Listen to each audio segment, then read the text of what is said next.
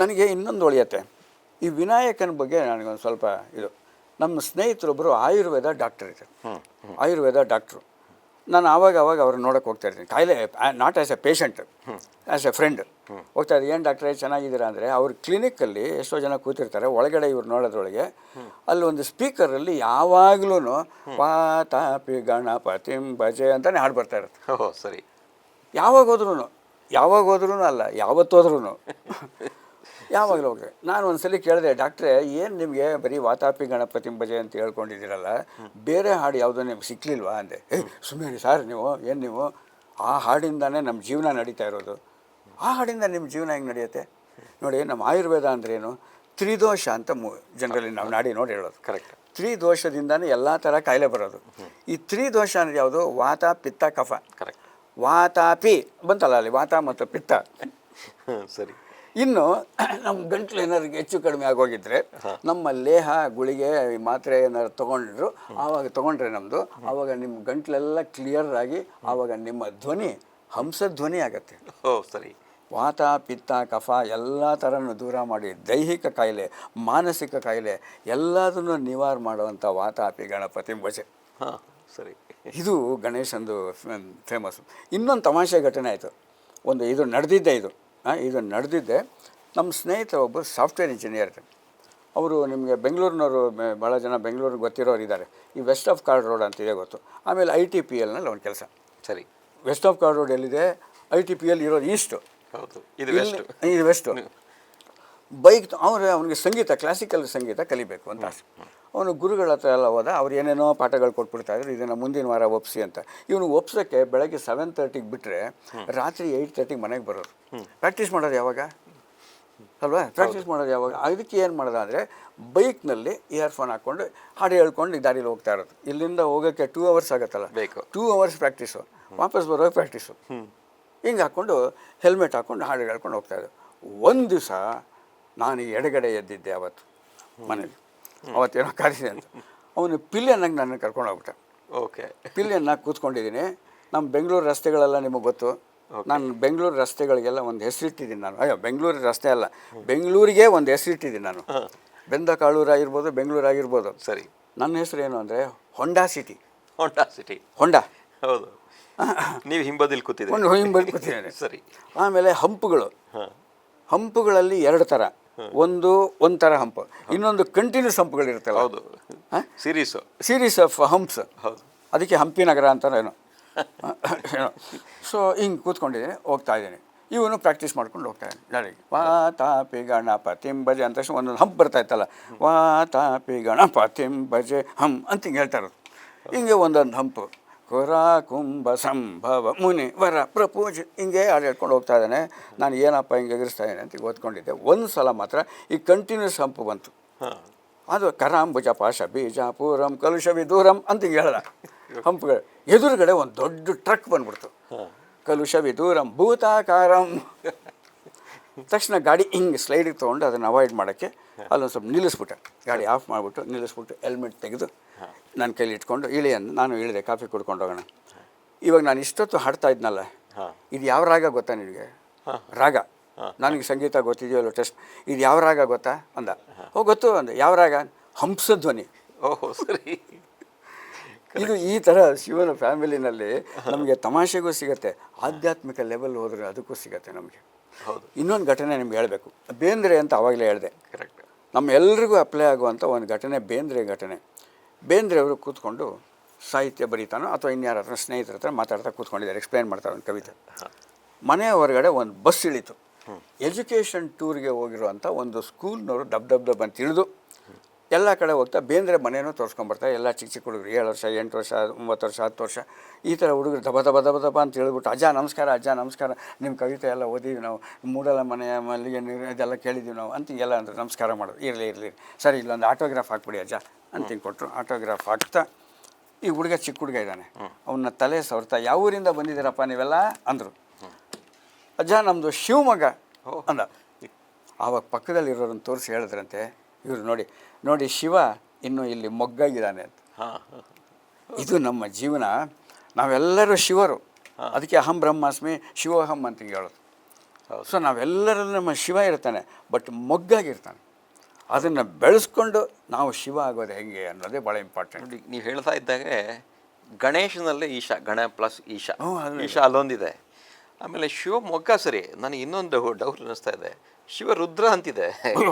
ಹಾಗಾಗಿ ನಾವು ಶಿವನೋ ರುದ್ರನೋ ಯಾವುದನ್ನು ಆರಿಸ್ಕೋಬೇಕು ನಮ್ಮ ಜೀವನಕ್ಕೆ? ಹಾಂ, ಚೆನ್ನಾಗಿದೆ, ಭಾಳ ಚೆನ್ನಾಗಿ. ಶಿವ ಅಂದರೆ ಏನು ಅಂತ ತೊಗೊಂಬೋಣ.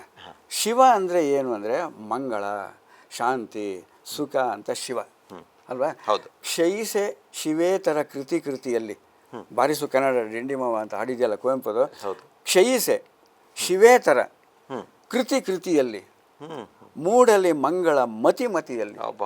ಎಂತ ಬ್ಯೂಟಿಫುಲ್ ಆಯ್ತು ಅದು.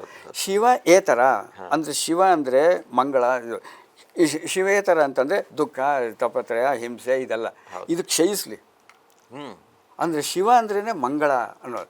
ರುದ್ರ ಅಂದರೆ ಮಹಾಕೋಪ. ಹೌದು, ರುದ್ರ ಅಂತ ಬೇಂದ್ರೇನೆ ಇನ್ನೊಂದು ಮಾತು ಹೇಳ್ತಾರೆ, ನಾವೆಲ್ಲರೂ ಶಿವ ಆಗಬೇಕು, ರುದ್ರ ಆಗಬಾರ್ದು, ಕೂಪಿಸ್ಕೊಳ್ತಾರೆ. ಕೆಲವರು ಯಾವಾಗ ಬೇಕೋ ಅವಾಗ ಕೂಲಾಗಿರ್ತಾರೆ, ಇನ್ನು ಕೆಲವು ಸರಿ ಶಾರ್ಟ್ ಟೆಂಪರ್ ಆಗಿರ್ತಾರೆ. ಅವಾಗ ಎರಡೂ ಇರೋದ್ರಿಂದ ಶಿವರುದ್ರ ಅಂತ ಹೇಳಿ ಸಿಡ್ಬೋದೇನೋ. ಹೌದು. ಬಟ್ ರುದ್ರ ಆದಷ್ಟು ನಮಗೂ ಕೆಟ್ಟದ್ದು, ಬೇರೆಯವ್ರಿಗೂ ಕೆಟ್ಟದ್ದು. ರುದ್ರ ಅಂದರೆ ನಾವು ಶಿವನಿಗೆ ಹೇಳ್ತಿಲ್ಲ. ಕೋಪ, ಗೀಪ, ಟೆನ್ಷನ್ನು ಇದೆಲ್ಲ ಮಾಡಿಕೊಂಡ್ರೆ ಹೌದು ಅಲ್ವಾ, ನಮಗೆ ಕೆಟ್ಟದ್ದು, ಬೇರೆಯವ್ರಿಗೆ ಕೆಟ್ಟದ್ದಿರಲಿ. ನಮ್ಮ ಪುರಾಣ ನೋಡ್ತಿರೋದ್ರಿಂದ, ನಮ್ಮ ಪುರಾಣ ನಮ್ಮ ದೇಹನ ನೋಡ್ತಿರೋದ್ರಿಂದ ಕಡಿಮೆ ಮಾಡ್ಕೋಬೇಕು. ರುದ್ರ ಅನ್ನೋದು ಅನ್ನೋದನ್ನ ಕಡಿಮೆ ಮಾಡಿಕೊಂಡು ಶಿವ ಅನ್ನೋದನ್ನ ಜಾಸ್ತಿ ಮಾಡ್ಕೋಬೇಕು. ಹಾಗೆ ಮಾಡ್ಕೊಳ್ಳೋದು ಶಿವನ. ಇನ್ನೊಂದು ಪಾರ್ವತಿ ವಿಷಯ ನೋಡಿ. ಶಿವ ಅಂದರೆ ಮಂಗಳ ಅಂತ ಹೇಳೋಣ. ಪಾರ್ವತಿ ಕೂಡ ಸರ್ವ ಮಂಗಳ ಮಾಂಗಲ್ಯೆ ಶಿವೇ ಸರ್ವಾರ್ಥ ಸಾಧಿಕೆ.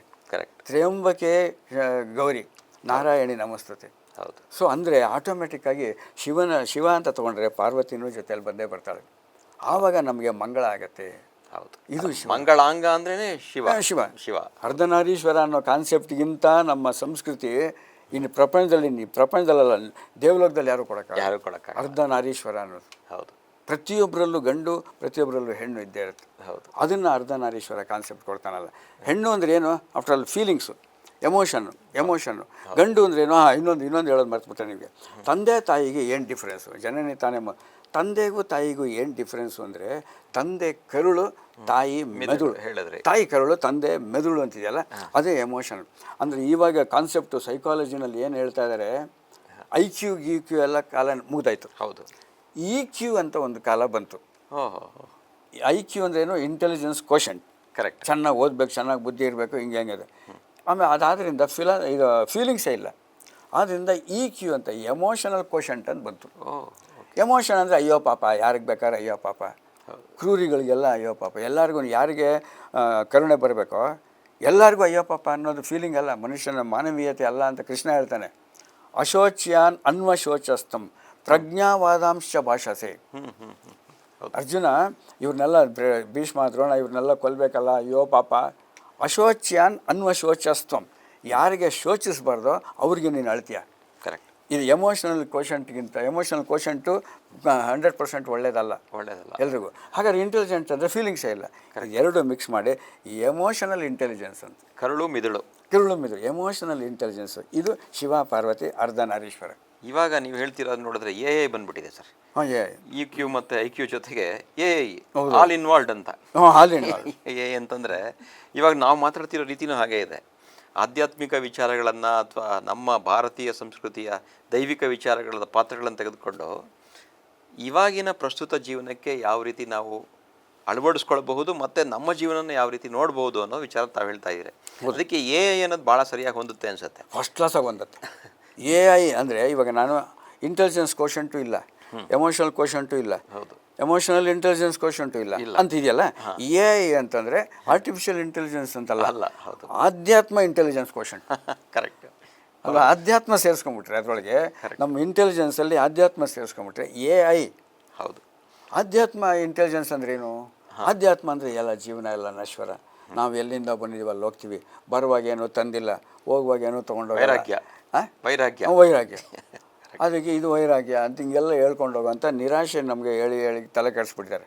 ಜೀವನದಲ್ಲಿ ಏನಿದೆ ಅಂತ ಹಿಂಗೆಲ್ಲ ಜೀವನದಲ್ಲಿ ಎಲ್ಲದಕ್ಕೂ ಏನೇ ಮಾತಾಡ್ಕೋಬೇಕಾದ್ರೆ ನಮಗೆ ನಿರಾಶೆ ಇನ್ಯಾಕ್ಟಿವ್ ಥರ ಮಾಡಿಬಿಡ್ತಾರೆ. ಆಧ್ಯಾತ್ಮ ಇಂಟೆಲಿಜೆನ್ಸ್ ಅಂದರೆ ಅದು ಎರಡನ್ನೂ ಸೇರಿಸ್ಕೊಂಡು ಹಿಂಗು ಕೃಷ್ಣ ಭಗವದ್ಗೀತೆಯಲ್ಲಿ ನೋಡಿ ಎಷ್ಟು ಚೆನ್ನಾಗಿದೆ ಇದಕ್ಕೆ. ನಮ್ಮ ಯಾತಕ್ಕೆ ನಮ್ಮ ಸಂಸ್ಕೃತಿ ಇಂಪಾರ್ಟೆಂಟು ಅನ್ನೋಕ್ಕೆ 18 ಅಧ್ಯಾಯಗಳು ಭಗವದ್ಗೀತೆ ಎಲ್ಲ ಉಪದೇಶ ಮಾಡಿದ್ಮೇಲೆ ವಿಶ್ವರೂಪ ಎಲ್ಲ ತೋರಿಸಿದ್ಮೇಲೆ ನೆಕ್ಸ್ಟ್ ಏನು ಹೇಳ್ಬೇಕು ಜನರಲಿ ಒಡಿಯವ್ರಿಗೆಲ್ಲ ಸಾಯಿಸು ಅಂತ ಹಿಂಗೆ ಹೇಳ್ಬೇಕು ತಾನೆ, ಹೇಳಲಿಲ್ಲ ಕೃಷ್ಣ. ಇತೀತೆ ಜ್ಞಾನಂ ಆಖ್ಯಾತಂ ಗುಹ್ಯಾತ್ ಗುಹ್ಯತರಂ ಮಯ. ಹೌದು, ಈ ಜ್ಞಾನನ ಆಖ್ಯಾತಂ ಅಂದರೆ highest level of knowledge, secret of the secrets of knowledge ನಾನು ನಿನಗೆ ಹೇಳಿದ್ದೀನಿ ಅರ್ಜುನ. ನೀನು ಮಾಡಬೇಕಾದ್ದೇನು, ವಿಮರ್ಶೈದ ಅಶೇಷೇಣ ಯಥಾ ಇಚ್ಛಸಿ ತಥಾ ಕುರು. ಇದನ್ನೆಲ್ಲ ವಿಮರ್ಶೆ ಮಾಡಿ ನಿನಗೆ ಯಾವುದು ಸೂಕ್ತ ಅನಿಸುತ್ತೋ ಅದನ್ನು ಮಾಡು. ಇದೇ AI ಆಧ್ಯಾತ್ಮ ಇಂಟೆಲಿಜೆನ್ಸ್. ನೀವು ಹೇಳಿದಾಗ ನನಗೆ ನೆನಪಾಗಿದ್ದು ಆಧ್ಯಾತ್ಮಿಕ ಅಂದರೆ ವೈರಾಗ್ಯ ಅಂತ. ಪರಮ ವೈರಾಗ್ಯ ಯಾರು ಅಂದರೆ ಶಿವ. ಹೌದು, ಆ ರೂಪದಲ್ಲಿ ಅವನಿರೋ ವಾಸಸ್ಥಳದಲ್ಲಿ ನೋಡಿದ್ರೆ ಪರಮ ವೈರಾಗಿ ಶಿವದೇವರು ಅಂತ ನಾವು ಅಂದ್ಕೊಂಡಿದ್ದೀವಿ. ಆದರೆ ನಿಮ್ಗೆ ಉತ್ಸಾಹ ಬರಬೇಕು ಅಂತಂದರೆ, ಒಂದು ಕೆಲಸಕ್ಕೆ ಸಿದ್ಧತೆ ಮಾಡಿಕೊಂಡು ಆ ಗುರಿ ಸಾಧಿಸಬೇಕು ಅಂದರೆ ಶಿವಸ್ಮರಣೆ ಭಾಳ ಮುಖ್ಯ. ಅಲ್ಲಿ ರುದ್ರ ಬೇಕು. ಶಿವರುದ್ರ ಎಲ್ಲಿ ಬೇಕು ಅಂದರೆ ಆ ಕೆಚ್ಚು ಮತ್ತು ಆ ಛಲ ಎರಡು ನಮಗೆ ಶಿವನಿಂದ ಪ್ರಾರಂಭ ಆಗುತ್ತೆ. ಹಾಗಾಗಿ ಈ ಪರಮ ವೈರಾಗ್ಯದಲ್ಲೂ ಸಹ ನಮಗೊಂದು ಗುರಿ ಇರಬೇಕು. ವೈರಾಗ್ಯ ಅಂತಂದರೆ ಏನು ಬೇಡ ಅನ್ನೋದಲ್ಲ, ಯಾವುದೂ ಬೇಡ ಅನ್ನದೇ ಇದ್ದರೂ ನಮ್ಗೆ ಏನು ಬೇಕೋ ಅದು ಬೇಕೇ ಬೇಕು ಅನ್ನೋದೇ. ಮಿಕ್ಕಿದ್ದೆಲ್ಲ ಬೇಡ ಅಂತ ಅಂದ್ಕೊಂಡು ಬೇಕಾಗಿರೋದನ್ನು ಮಾತ್ರ ನಾವು ನಿರ್ದಿಷ್ಟವಾಗಿ ಇಟ್ಕೊಳ್ಳೋದು ಒಂದು ವೈರಾಗ್ಯ. ಅದು ಪರಮ ವೈರಾಗ್ಯದ ಒಂದು ನಮಗೆ ಸಂಕೇತವಾಗಿರೋರು ಶಿವದೇವರು. ಹಾಗಾಗಿ ಈ ಶಿವನ ಪರಿವಾರ ಮಾತಾಡ್ತಿರೋದ್ರಿಂದ ನಾವು ಪರಮ ವೈರಾಗ್ಯದಲ್ಲಿ ಮಾಡುವಂಥ ನಾವು ಭಕ್ತಿ ಅಥವಾ ಆರಾಧನೆ ನಮ್ಮ ಜೀವನಕ್ಕೆ ಒಂದು ನಿರ್ದಿಷ್ಟವಾದ ಗುರಿಗೆ ತೆಗೆದುಕೊಂಡು ಹೋಗುತ್ತೆ. ಈ ಬೇರೆ ರೀತಿಯಲ್ಲಿ ನಾವು ವೈರಾಗ್ಯನ ಬಿಟ್ಬಿಟ್ಟು ನಮಗೇನು ಬೇಡ ಅನ್ನೋದಕ್ಕಿಂತ ಶಿವನ ರೂಪವನ್ನು, ಶಿವನ ಜೀವನವನ್ನು ನಾವು ಗಮನಿಸಿದಾಗ ಒಂದಕ್ಕೆ ನಿರ್ದಿಷ್ಟವಾಗ್ತೀವಿ, ಮಿಕ್ಕಿದ್ದೆಲ್ಲ ಬೇಡ ಅನಿಸುತ್ತೆ. ಅಂದರೆ ವೈರಾಗ್ಯ ಅಂತಂದರೆ ನಮ್ಗೆ ಬೇಡದೇ ಇರೋದನ್ನು ಬಿಟ್ಟು ಬೇಕಾಗಿರೋದಷ್ಟೇ ನೋಡಬೇಕಾಗಿರೋದೇ ವೈರಾಗ್ಯ. ಅದಕ್ಕೆ ನಮಗೆ ಸ್ಫೂರ್ತಿಯಾದಂಥ ದೇವರು ನಮಗೆ ಶಿವದೇವರು ಅಂತ ನನ್ನ ಭಾವನೆ ಸರ್. ನೀವು ಅದು ಚೆನ್ನಾಗಿ ಹೇಳ್ತಿರೋದು 100% ಕರೆಕ್ಟ್. ಅಂದರೆ ನೀವು ಹೇಳಿದ್ದು ಒಂದು ಭಾಳ ಒಳ್ಳೆಯ ಪಾಯಿಂಟ್ ಏನಪ್ಪ ಅಂದರೆ ಯಾವಾಗ ಏನು ಕೆಲಸ ಮಾಡ್ತಾ ಇದೀವೋ ಅದ್ರ ಬಗ್ಗೆ ಕಂಪ್ಲೀಟ್ ಗಮನ ಇಟ್ಟು ಮಿಕ್ಕಿದ್ದೆಲ್ಲ ಬೇಡ ಅನ್ನೋದೇ ವೈರಾಗ್ಯ. ಹೌದು, ಅದು ಇದನ್ನು ಬೇಡ ಅಂತ ಹೇಳ್ತಾ ಇಲ್ವಲ್ಲ ವೈರಾಗ್ಯ ನಮ್ಮಲ್ಲಿ ಇಲ್ಲ. ಹೌದು. ಸೊ ಯಾವುದನ್ನು ಎಷ್ಟು ಚೆನ್ನಾಗಿದೆ ನೋಡಿ. ಇದಕ್ಕೆ 2 ಪದ ಇದೆ ಇಂಗ್ಲೀಷ್ನಲ್ಲಿ. ನಾನು ಇದಕ್ಕೆ ಕಾನ್ಸಂಟ್ರೇಷನ್ ಅಂತ ಒಂದು ಏಕಾಗ್ರತೆ ಅಂತ ಹೇಳ್ಬಿಡ್ತಾರೆ. ಕರೆಕ್ಟ್. ಇನ್ನೊಂದು ಫೋಕಸ್ ಅಂತ. ಇದೆರಡಕ್ಕೂ ಡಿಫ್ರೆನ್ಸ್ ಏನಪ್ಪ ಅಂದರೆ, ನಾನು ಒಂದು ಕಾನ್ಸಂಟ್ರೇಷನ್ ಬಗ್ಗೆ ಒಂದು ಹೇಳ್ತಾ ಇದ್ದೆ, ಶಿವಗೆ ಲಿಂಕ್ ಇದೆ. ಈ ಕಾನ್ಸಂಟ್ರೇಷನ್ ಅಂದರೆ ಏನು ಹುಡುಗರಿಗೆಲ್ಲ ಕೇಳಿ. ಏಕಾಗ್ರತೆ ಏನು, ಏಕಾಗ್ರತೆ ಅಂದರೆ ಯಾವುದು? ಮನಸ್ಸಿನ ಏಕಾಗ್ರತೆ. ಮನಸ್ಸನ್ನು ಕಂಟ್ರೋಲ್ ಮಾಡೋಕ್ಕೆ ಯಾರ ಕೈಲಾಗತ್ತೆ ಪ್ರಪಂಚದೊಳಗೆ? ಹೌದು ಅಲ್ವಾ? ಹೌದು. ಚಂಚಲಂ ಹಿ ಮನಃ ಕೃಷ್ಣ ಪ್ರಮಾತಿ ಬಲವದೃಢಂ ತಸ್ಯಾಹಂ ವಿಗ್ರಹಂ ಮನ್ಯೆ ವಾಯೋರಿವ ದುಷ್ಕರಂ. ವಾಯೋರಿವ ದುಷ್ಕರಂ ಅಂದರೆ ಈ ಮನಸ್ಸು ಅನ್ನೋದು ಎಷ್ಟು ಚಂಚಲ ಅಂತಂದರೆ ಗಾಳಿ ಹಿಡಿಯೋಷ್ಟು ಚಂಚಲ. ಇದನ್ನು ಏಕಾಗ್ರತೆ ಮಾಡ್ಕೊಳ್ಳಿ ಅಂತ ಎಂತೆಂಥ ದೊಡ್ಡ ದೊಡ್ಡ ಋಷಿಗಳೇ ಫೇಲ್ ಆಗಿರುವಾಗ ನಾವು ಚಿಕ್ಕ ಹುಡುಗರಿಗೆ ಮನಸ್ಸು ಒಂದು ಕಡೆ ಇಟ್ಕೊಂಡು ಓದೋಕ್ಕಾಗಲ್ವೇನಾ, ಒಂದು ಕಡೆ ಇಟ್ಕೊಂಡು ಓದೋಕೆ ಅಂತ ಬೈತೀವಲ್ಲ, ಋಷಿಗಳಿಗೆ ಆಗಿರಲ್ವಲ್ಲ. ಕರೆಕ್ಟ್. ಅದಕ್ಕೊಂದು ಸಿಂಪಲ್ ಮೆಥಡ್ ಇದೆ. ಕಣ್ಣು ಮತ್ತು ಕಿವಿ ಎರಡನ್ನು ಕಂಟ್ರೋಲ್ ಮಾಡ್ಕೊಂಬಿಡ್ಬೇಕಂತ. ಈಗ ನಾವು ಯಾವುದನ್ನು ನೋಡ್ತಾ ಇರ್ತೀವೋ ಅದನ್ನೇ ನೋಡ್ತಾ ಇದ್ದರೆ ನಮ್ಮ ಮನಸ್ಸು ಅದ್ರ ಮೇಲೆ ಇರುತ್ತೆ ತಾನೆ ನೋಡ್ತಾ ಇರೋದು. ಅಂದರೆ ಮನಸ್ಸಲ್ಲ ಅಲ್ಲಿರೋದು, ಕಣ್ಣು.